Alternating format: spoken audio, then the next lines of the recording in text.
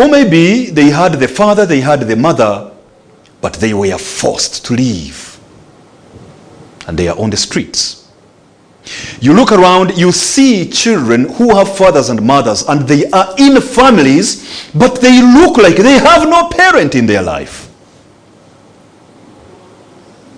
You go to our prisons, and you find many young men and women in remand homes.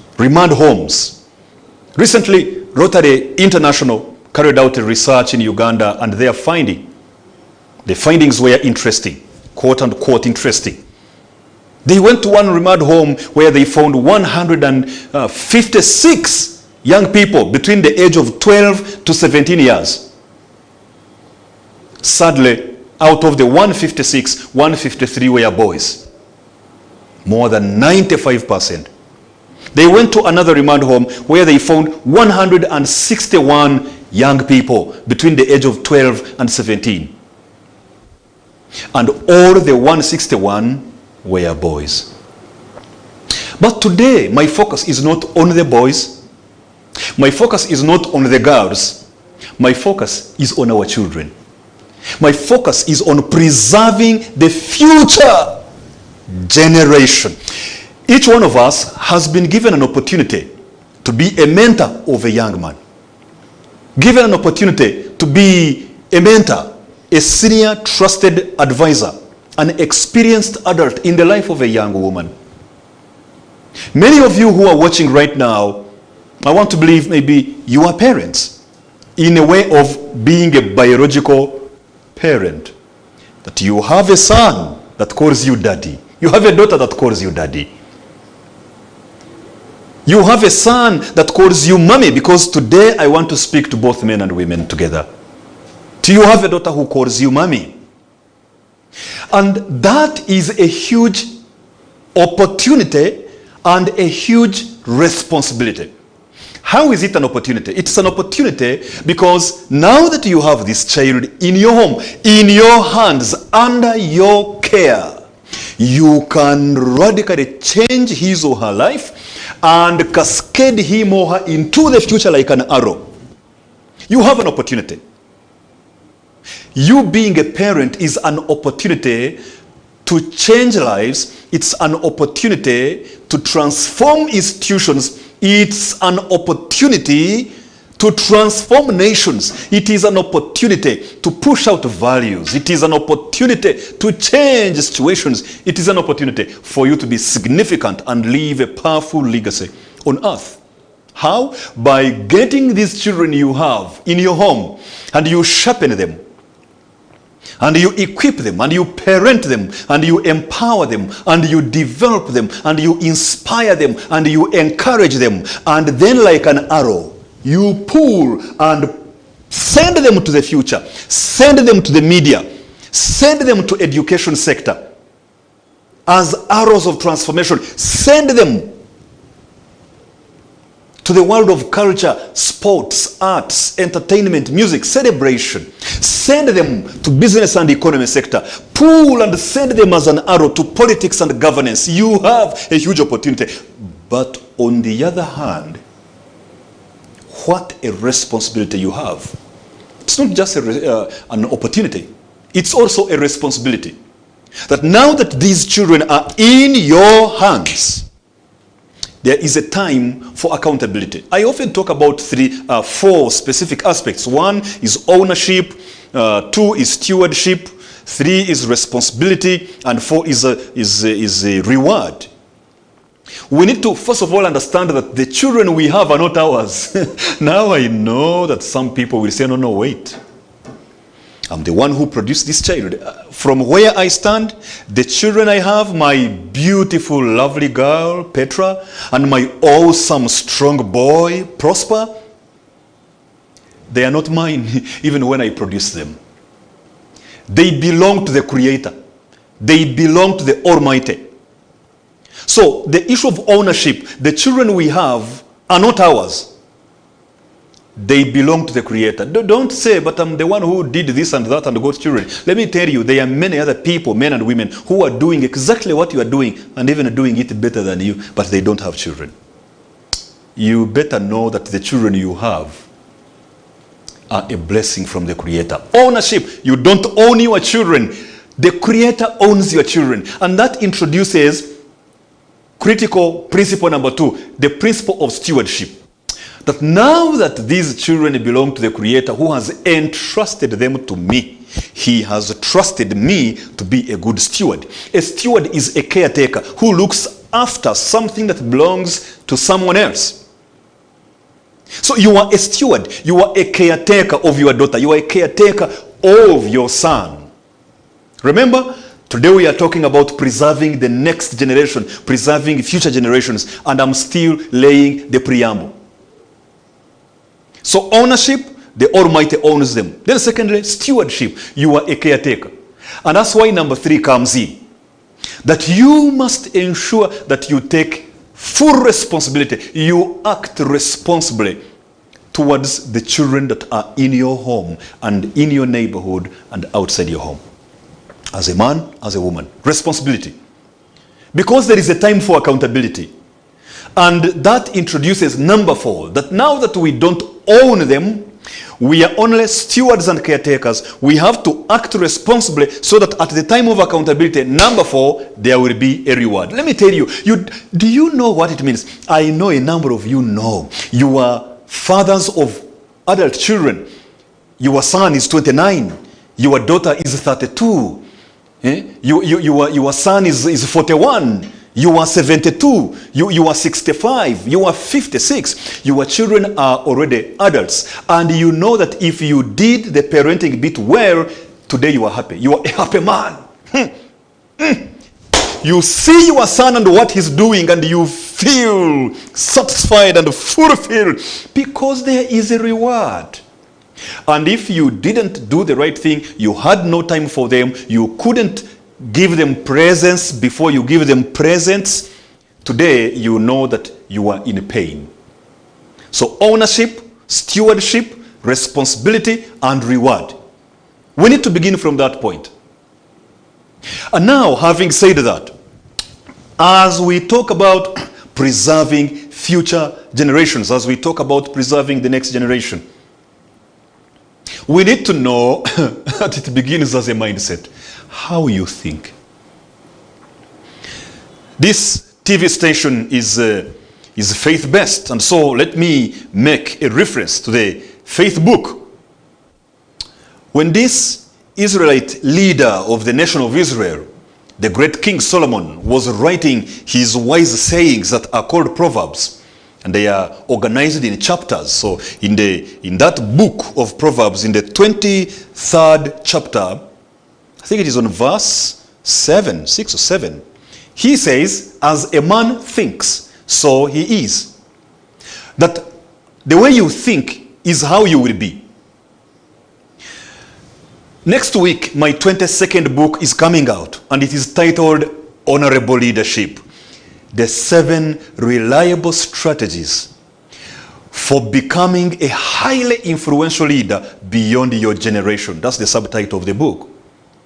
And in the introduction of that book, Honorable Leadership, I said the following words that I learned from a man called Frank Outlaw. He says, be careful of your thoughts, because your thoughts will become your words. Be careful of your words, because your words will become your actions. Be careful of your actions, because your actions will become your habits. Be careful of your habits, because your habits will become your character. And be careful of your character, because your character will become your destiny. End of quote. See, it begins with thoughts, it ends with destiny. And that's exactly what the king of Israel was talking about when he said, as a man thinks, so he is. In other words, your thoughts will become your words become your actions become your habits become your character determines how you will end your destiny, who you actually are. Thinking, preserving the next generation of the people in our lives, our children, begins with how we think. No wonder that tent-making businessman of Tarsus called Paul, great man who was passionate about, the calling upon his life. One time he was writing a letter to his friends who were living in the city of Rome. And he told them and said, do not conform yourselves to the way other people are doing things everywhere, but instead be transformed by starting with your mind being renewed. Then you will understand the will of your Creator, which is a will that is good and pleasant and perfect. So this man Paul is saying, if you are going to be transformed, which comes from the Greek word metamorpho with a double O at the end, from where we get the science word metamorphosis, means going through all the stages unto maturity, radically changed. So he says, if you are going to be changed, you as a father, you as a mother, you need to begin by the way you think. He says, be transformed by the renewal of your mind, not removal of your mind, but renewal. You see, later he went to another place. It was in the city called Philippi.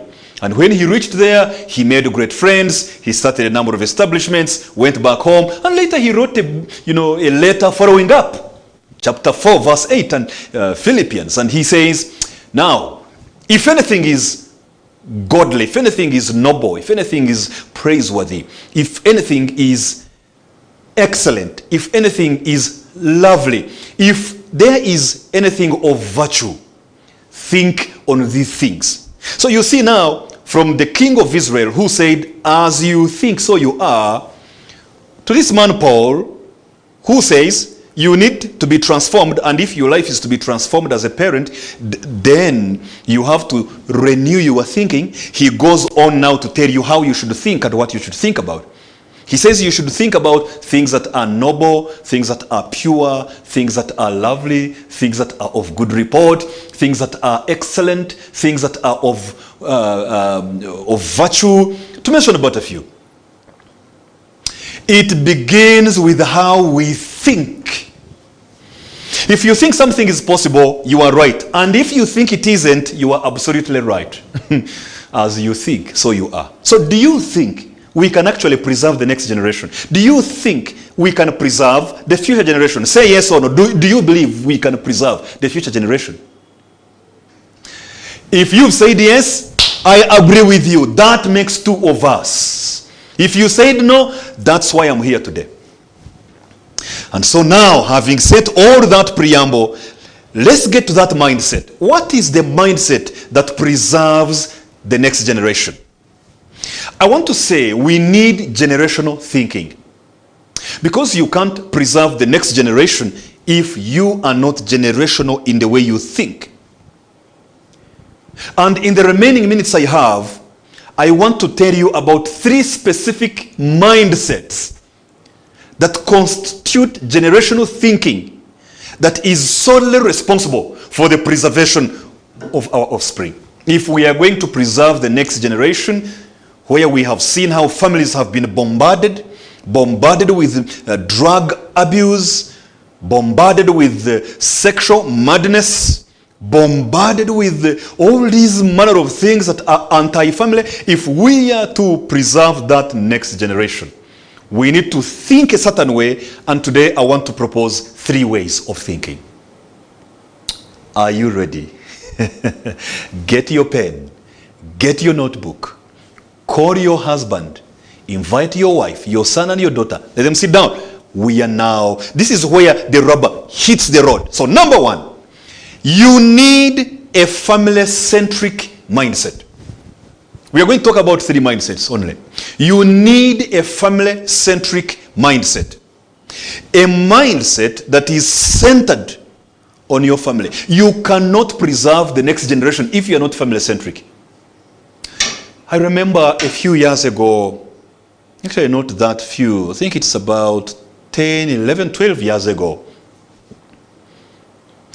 being a certified executive coach, being an award-winning leadership consultant, and I help many people in organizational development and institutional strategy, team building, leadership and management, etc. I was invited by a gentleman who was working with some two ladies. They had started an organization, and they needed my help as a consultant in building the institution.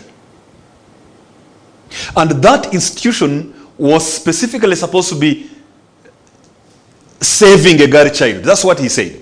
Saving a girl child. In fact, even the name had something to do with that. I won't get into details because of confidentiality issues. And so as I was helping them to write the documents, taking them through a conversation on vision, mission, core values, strategic objectives, what they see in the future, envisioning and visualizing what they are going to be doing, strategic partnerships, possibilities for collaboration, and so on and so forth, fundraising, report writing, and resource mobilization,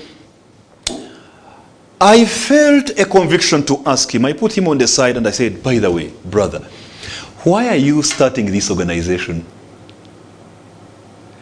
Do you know what he told me? He looked at me, smiled and said, Sam, that's where your money is.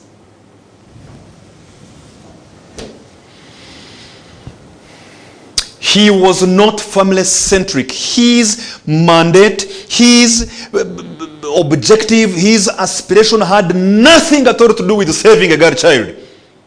His goal and objective was to dip his hand into money because he knew that the whole world was dishing out money to help a girl child. If you have that kind of way of thinking, definitely it will be reflected in the way you do your work. It will be reflected in the things you focus on in that organization. It will be reflected the way you use the money you receive.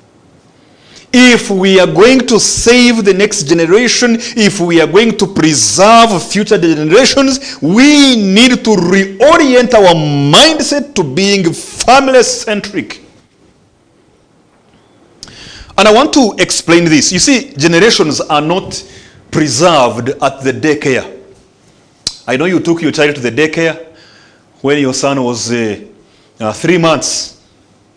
I know you took your daughter to the daycare when she was 1 year.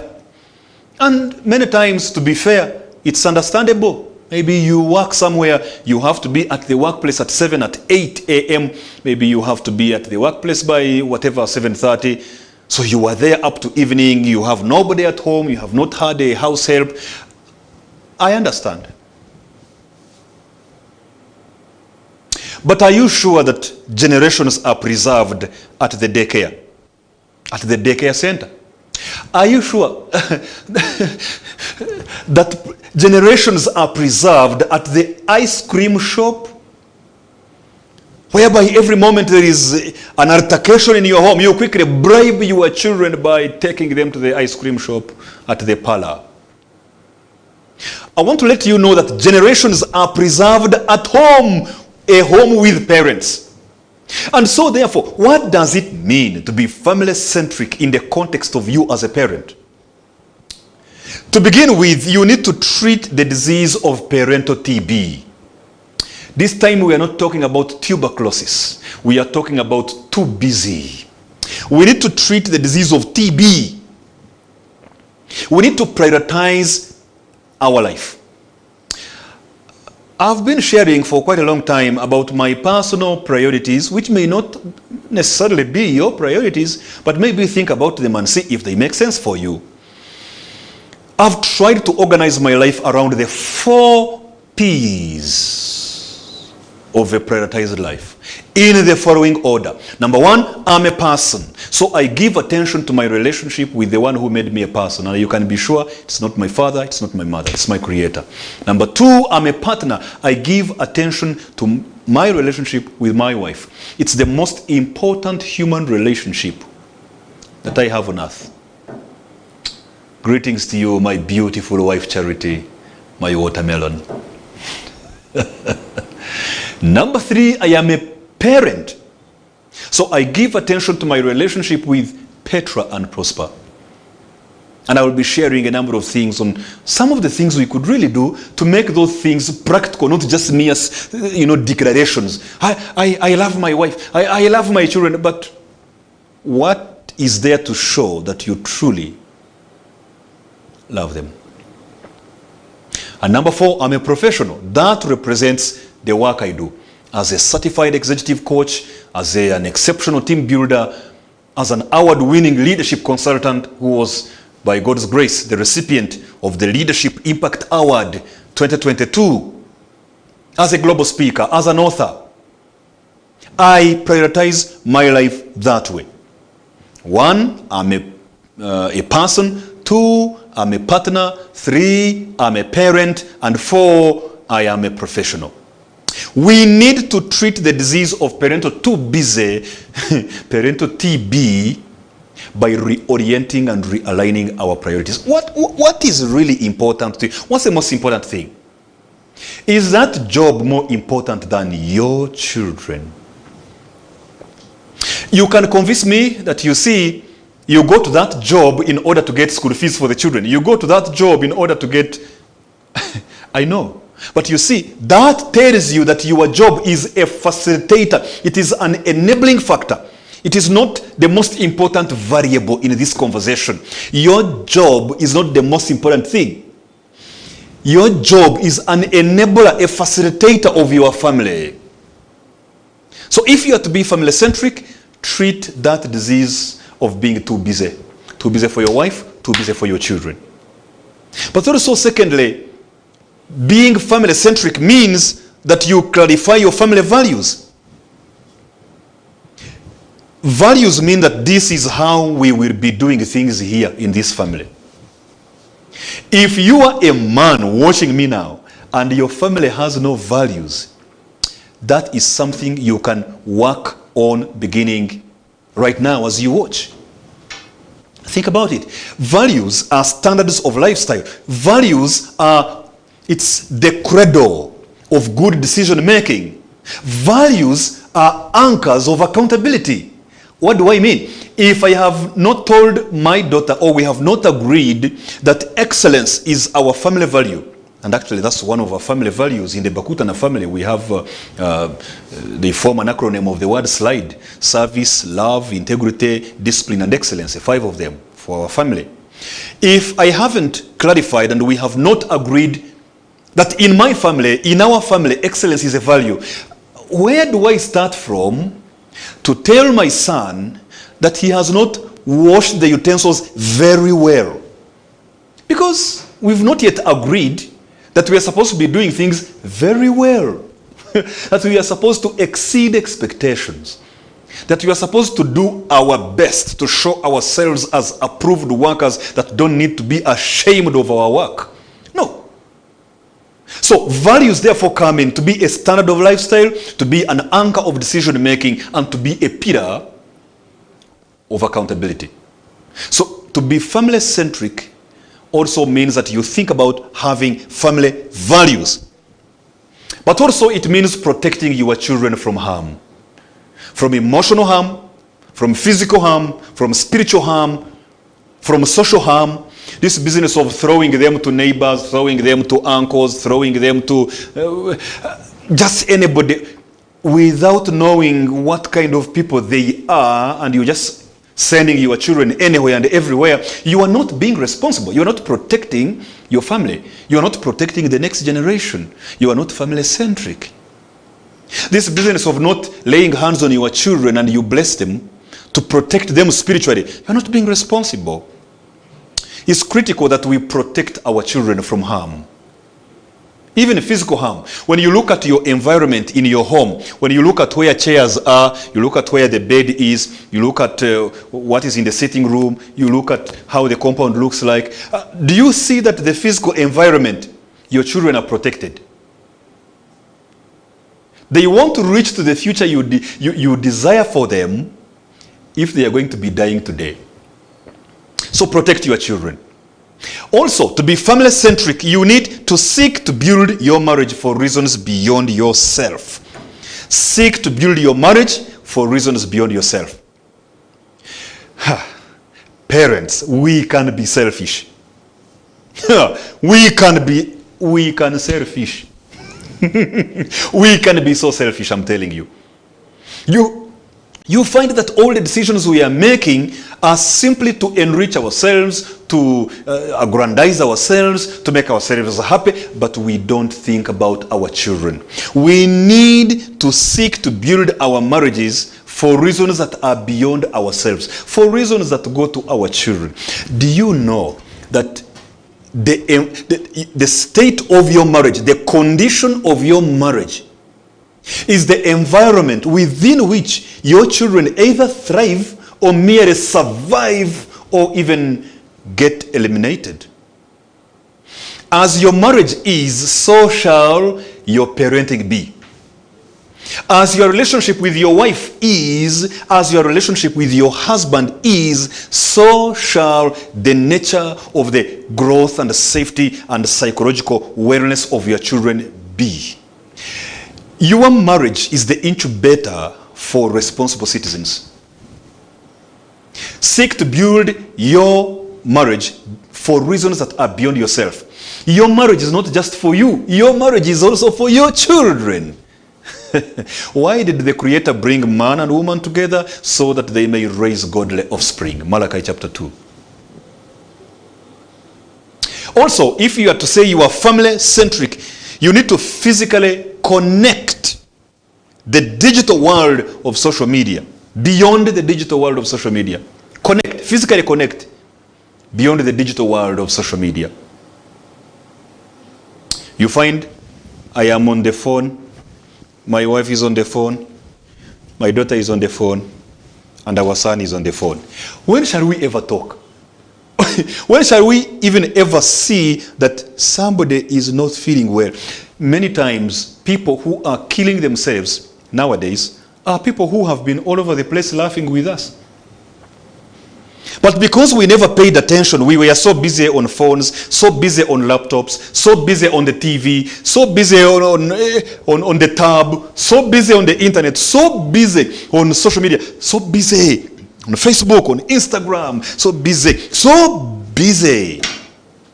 on X, on Twitter, on Netlog, on Tor, on LinkedIn. We are glued to Netflix. We are so busy. We fail to connect physically. If you are to be family-centric, you need to sometimes drop the laptop and talk. Close the phone when your son says, Daddy, Daddy. Don't say, yeah, you talk, I'm hearing. To be family-centric means you are going to physically connect with your children beyond the digital world of social media. But also, to be family-centric means that you are going to loosen up and bridge the generational gap.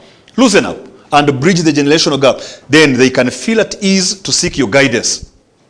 Many times as parents, it's like we are grass-thatched Pharisees. We are so stiff as if we were baptized in vinegar. We don't laugh, we don't play, we don't... Loosen up. You are not a police commander, my brother. Even if you are a policeman watching me, by the way, police people, security people, people in the forces who always watch this program, thank you very much. I've gotten a number of responses from you, and I appreciate. I just want to remind you, my brothers and sisters in the forces, in police, in the defense forces, in the prisons, in the private security companies, I want to remind you that whereas you are a security personnel in a national army, you are a colonel, you are a lance corporal, you are a lieutenant, you are a general. At home, you are a father and a husband.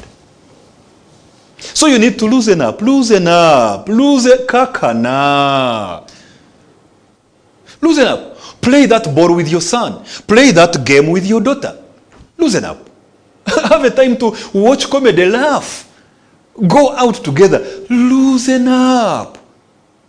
Many times we are too stiff to relate with our families. We become too serious to even crack a joke and laugh. That causes a problem. So if you are to be family-centric, then you need to loosen up and bridge the generational gap. In addition, to be family-centric means that you will choose a job that allows you to groom your children. And I know on this one, I am stepping on razor blades.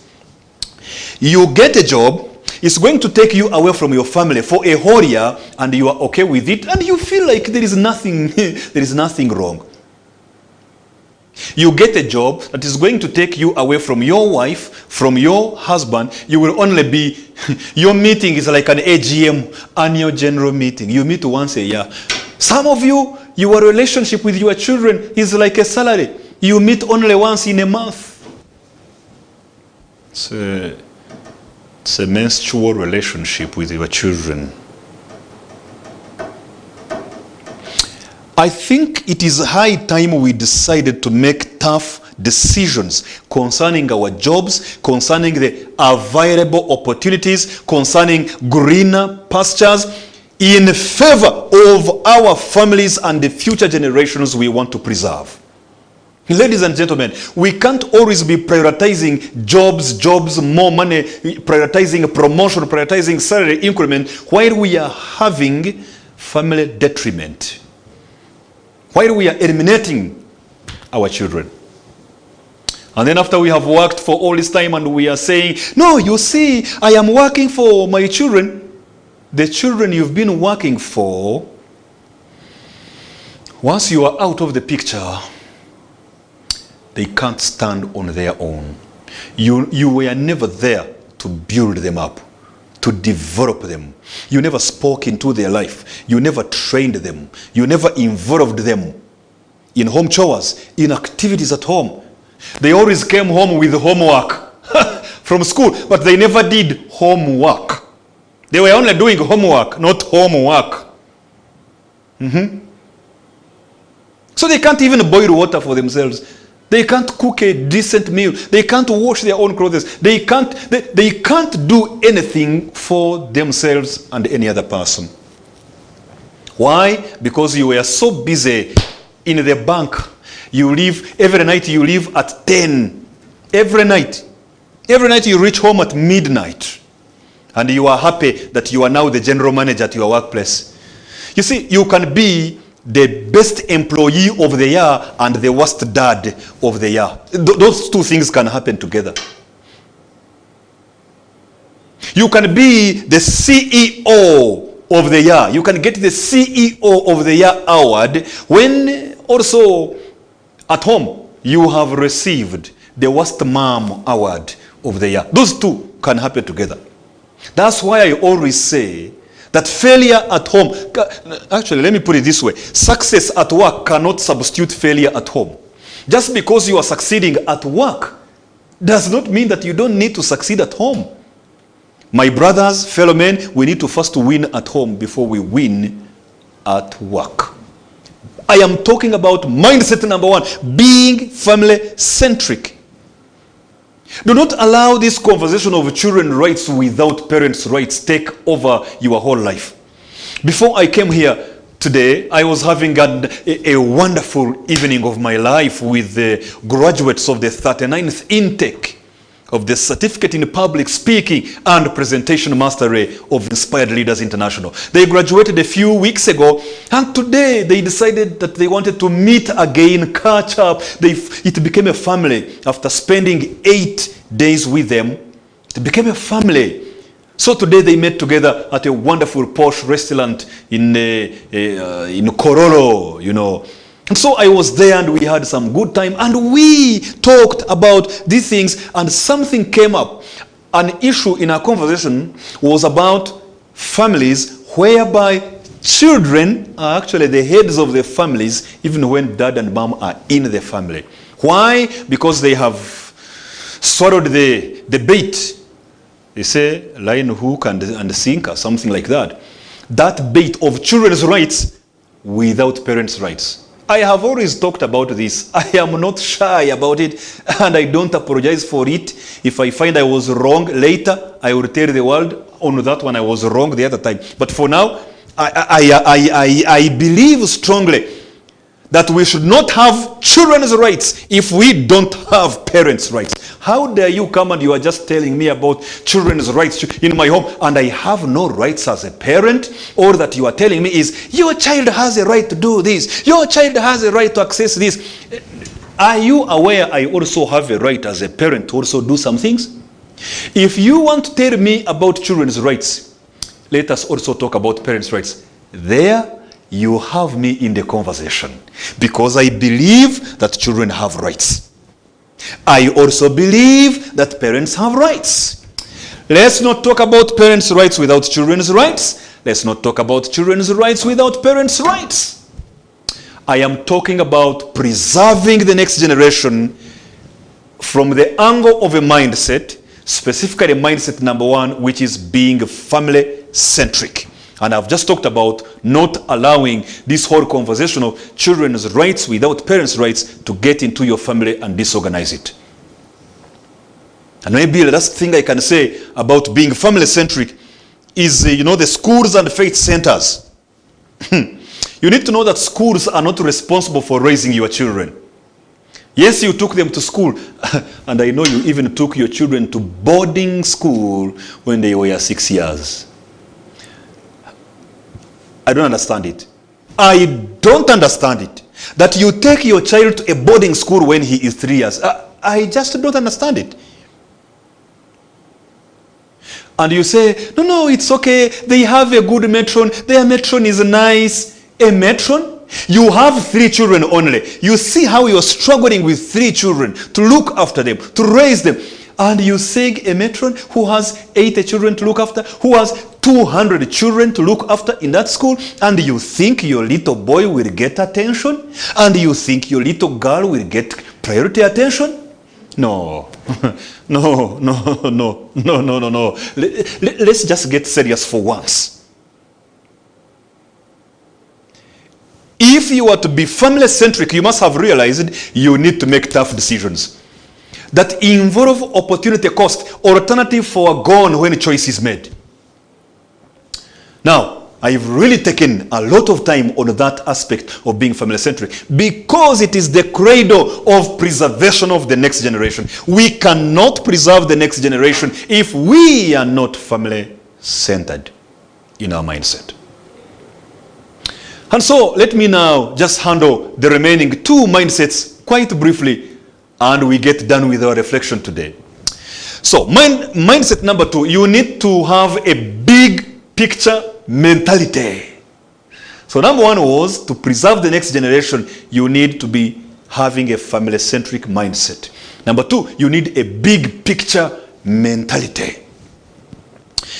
Big picture to know that life is not just about work, eat, sleep, then work again, eat and sleep. And then work, eat, sleep. Then work, eat and sleep. Then work, eat, sleep. Then work, eat and sleep. It's not a song. Life is more than work, eat and sleep. Life is about significance. Life is about impact. Life is about legacy. Life is about transformation. Life is about displaying the image of the Creator in us. Life is about being ambassadors of the Creator. Life is more than work, eat, sleep. Work, eat, sleep. Work, eat, sleep, and then work, eat, sleep. It's not a song. Life is more than your job. Life is more than the money you are getting. Life is more than the food you are eating. Life is more than the sleep you are enjoying. You need to have a big picture mentality of life. You need to have a big picture about your marriage. To know that your marriage is not about making you happy, but making you holy.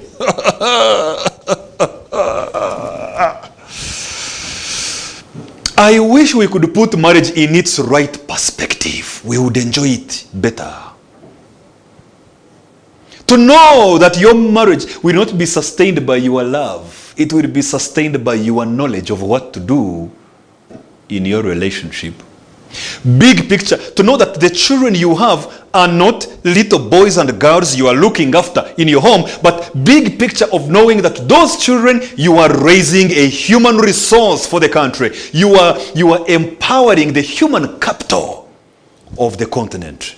You are raising ambassadors of the kingdom. You are raising courageous ladies of substance. You are raising great men of integrity. You are not just taking care of boys and girls. You are raising responsible adults. You need to have a big picture mentality.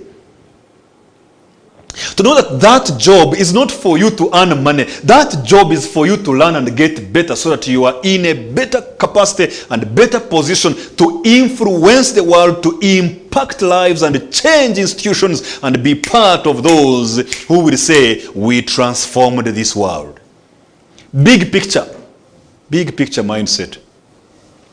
I remember a certain man, I was training 148 educators in eastern part of Uganda, in East Africa, when one man put up his hand and he said, Samuel, what you've talked about is so true. I was again helping them to understand the big picture of education, to know that education is not tabula rasa, which is that pedagogical, in that a child is an empty slate. That the child is an empty slate, and for you as an educator, you are coming to pour. For you are full, so you are coming to pour into an empty child. That's not true. Education is not pouring into. Education is drawing out what is already there. So I was showing them the big picture. He puts up his hand and he said, you are right. Let me tell you what happened to me. And he goes on to narrate the story. He said, I had reached in front of the gate of the nursing and midwifery school when a big car came and bypassed me very quickly, raising dust. And when it reached in front, I saw the car reversing, coming back to where I was. And this was a car of one of the security organizations in this country. And when the car came back to where he was, the young man who was driving the car in his early 30s looked through the window, looked at the man and said, hey, teacher, you are still walking on foot. And he drove off. That educator looked at me and said, I quickly remembered the face of that young man, and I remembered how I treated him when he was in high school. He said, I didn't treat him nicely. He didn't have the big picture. He thought he was just pouring information into a little boy. No, he was preparing a security, security manager in a nation. We need to have a big picture mentality. So what kind of neighbors are you supplying to your community in the form of your children? What kind of human resource are you supplying your country in the form of your children? Do you ever think about, how your life affects other people, and especially how your life will affect the next generation of human beings? You have a big picture mindset. If you are in government, please stop this too much borrowing, which increases the debt burden for the next generation. Think generationally. Don't take bribes to do what you are already paid to do. They pay you the salary. They pay you your emoluments. They pay you the allowances. You are already paid for the work you do. But again, you want bribes for doing what you are already paid to do. You see, that is destroying the next generation. That's lacking the big picture mindset. Some of our leaders in the private sector, in business, in politics, they are so greedy. Oh my. They never get satisfied. They are like that place where all the people on earth end. It never gets satisfied. It is always receiving people from the earth and taking them. You don't be so greedy, so greedy that it makes you destroy wetlands. It makes you destroy forests. It makes you grab other people's lands. We need to have a big picture mentality if we are to preserve the next generation. I want to let you know that one day your name will be summarized in either one word or one phrase. When I say Mahatma Gandhi, what comes to your mind? You may quickly say non-violence. When I say Martin Luther King, what comes to your mind? I didn't hear you. What comes to your mind when I say Martin Luther King? Maybe you could have said, I have a dream. Or you may have said civil rights movement. What about when I say Nelson Mandela? What comes to your mind? Pardon? Maybe you said peace. Maybe you said apartheid. Maybe you said freedom fighter. Maybe you said the long walk to freedom. Maybe you said 27 years of... Let me tell you, one day your name will be summarized in one word or one phrase. You better determine that phrase. Have a big picture mindset. So measure your success in a day by the seeds you have planted, not the fruits you have harvested. Are you spending your life? Are you investing your life? If you are a writer, are you writing content that transforms lives or content that destroys lives? If we are to preserve the next generation, we must have a big picture mentality. We just have a few minutes to end this program. So let me go to the last mindset that you need. The role model perspective. So number one, you need to ensure that you have a family-centric mindset. Number two, you need a big picture mentality. Number three, you need a role model perspective. We cannot preserve the next generation if we are not giving them a good example. I remember a boy, young boy, this man had a young boy of about 2 years. The man, every morning he would go to the bar, drink alcohol, then go to work. The morning he passes the bar, takes a bottle, goes to work. Next day, passes by the bar, goes to work. This one night, it rained. In the morning, there was some mud and all that. So, as usual, he woke up, put on, went to the bar, and he was going to go to work. But now something different happened that morning. Because it had rained, wherever he stepped, he left footprints, he left footmarks. And after he had reached in the bar, not far away from his home, his boy, about 2 years, came out on the veranda, playing, looking around. Then the boy was intrigued by a piece of art. He saw some things that looked like feet. So he put his foot there, put another foot. So it became a game. So he put his foot. He kept on following the foot. Before the man could finish his bottle, the son had just entered the bar. Question: where are your footprints leading your family? Where are your footmarks leading your son or your daughter? If we are to preserve the next generation, we need to have a role model perspective. What kind of example are we projecting as fathers and mothers? You see, they say that children do more of seeing than hearing. Monkey see? You're right. Monkey do. Monkey see? Monkey do. Talk all the way you want. Talk, say everything you want. But children will often follow your example, not your words. So what will your children say on your funeral? Will it be like the other man I heard about who was a great pastor? On the funeral, people were crying, and this one stands up and says, if it wasn't this man, I wouldn't be what I am. Another one stands up and says, if it wasn't this man, oh, my children would not have gone to school. Another one stands up and says, if it was not this man in the coffin today, in the casket, I wouldn't have gotten this. And so in the evening, when the family went back in the house, the children put the mom aside and said, but mom, these people who were giving speeches about dad, did they know the person they were talking about? Oh, the things they were saying about dad, for us, we don't know them in this family. And the mom said, my children, I can assure you, what they were saying about your dad, it was true. Your dad was a great pastor and a bad husband and a bad father, but he was a great pastor. He visited people's homes. He gave them time. He prayed for them. He counseled them. He was everywhere. He did pastoral. He taught the word. He prayed. He did intercession. He spoke in conferences and in conventions. He was a great pastor. Your dad was a great pastor. He was only a bad husband to me and a bad father to you. So the things they were saying about him, it was true. What will it profit a man if he amazes the whole world and loses his own family? We need the role model perspective. What will your children say about you on your funeral? You know, example is not the best way. It's the only way that really works. It's the only way that really works. So, we can't give what we don't have. It's important to work on who we are and what we do so that from that basement rock of who we are, value-added parents, we can then raise a value-added generation that will raise the next generation. We must have what to give. And that's why we need to keep growing. Keep reading books on parenting. Go for seminars on marriage. Get a coach on relationships, to mention but a few. Ladies and gentlemen, charity begins at home. Train up your children in the way they should go, and when they grow up, they won't leave what you taught them.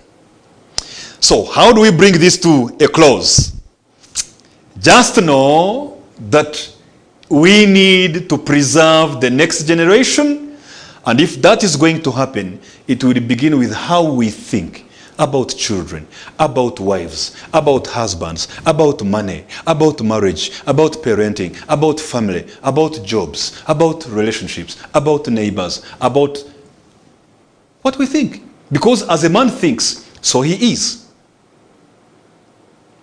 So you and I need to be transformed by the renewal of our minds, not the removal of our minds. And whatever thing is true, whatever thing is pure, whatever thing is noble, whatever thing is praiseworthy, if anything is virtuous, if anything is excellent, if anything is of good report, that is what we should focus our minds on. We should think on those things. And if we are to think on those things and preserve the next generation, 3 mindsets, 3 ways of thinking. Number 1, go and be family-centric. Make tough decisions in favor of your family. Very, very, very important. Be family-centric. There is no other way how we shall preserve the next generation if we are not family-centric. Number 2, have a big picture mentality. Don't, like they say, be able to see beyond your nose. Like they say, see beyond your nose. Look at 5 years to come, 10 years to come, 40 years, 50 years from now. Have a big picture mentality. Think about the big picture and don't get lost in today's noise. Focus on the long term. And lastly, make sure you have a role model perspective to things. Model for your children. Show them the way to go. Let them look at you and know how to love God. Let them look at you and know how to work hard. Let them look at you and know how to value a spouse. Let them look at you and know how to be a person of integrity. Let your children look at you and know what it means to dress well, to be decent and smart. If we do those things, we will raise responsible children, and we will pull them like an arrow and send them to the future. And our children will transform business and economy. And our children shall transform politics and governance. And our children shall transform the education sector. And our children shall transform the world of celebration, arts, culture, sports, and entertainment. And our children shall transform the mountain of family. Our children shall revolutionize the sphere of faith, religion, and beliefs. Our children shall be the arrows we sent to the future that we would never reach. And they still went on to also send their own children as arrows to the next generation of transformational leaders. Live exemplarily, love authentically, and lead relationally. Just one wife. That you need the leadership skills of a general. Yes. To lead an army of one woman.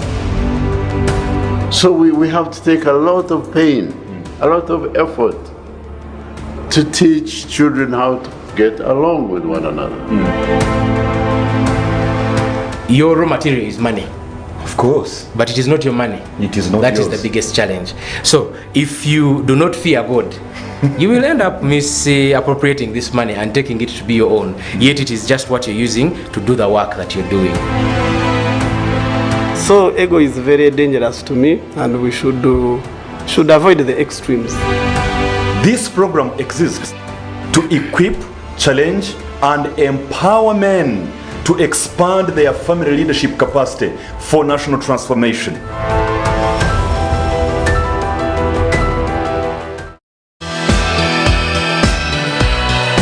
This is Church of Uganda Family TV, enriching lives.